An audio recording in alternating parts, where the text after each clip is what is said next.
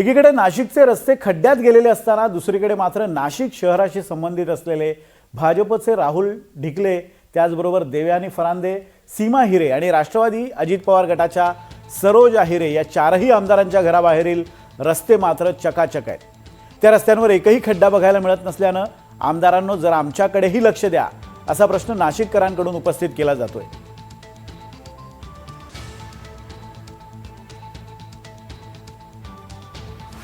नाशिक शहरातील रस्त्यांची मोठ्या प्रमाणावरती दुरावस्था ही झाली आहे।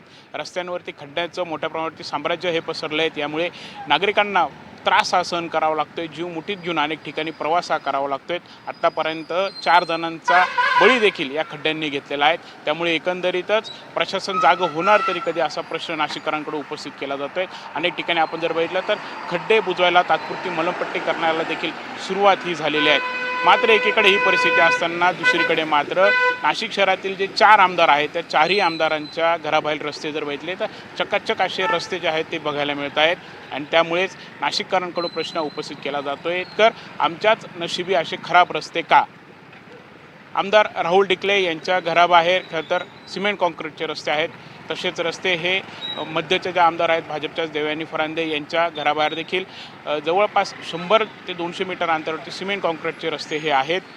सीमा हिरे ज्या भाजपच्या पश्चिमच्या नाशिकच्या आमदार आहेत त्यांच्या घराबाहेर बघितलं तर डांबरी हा रस्ता आहे। मात्र तिथून देखील म्हणजे आजूबाजूचा जो काही परिसर बघितला तर त्या डांबरी रस्त्यावरती देखील एकही खड्डा जो आहे तो नजरेस पडत नाही। तर नाशिक शहर आणि काही ग्रामीण भाग ज्यांच्याकडे येतो त्या राष्ट्रवादी अजित पवार गटाच्या आमदार सरोज आहिरे यांच्या घराबाहेर जरी आपण बघितले तर तीच परिस्थिती दिसून येते।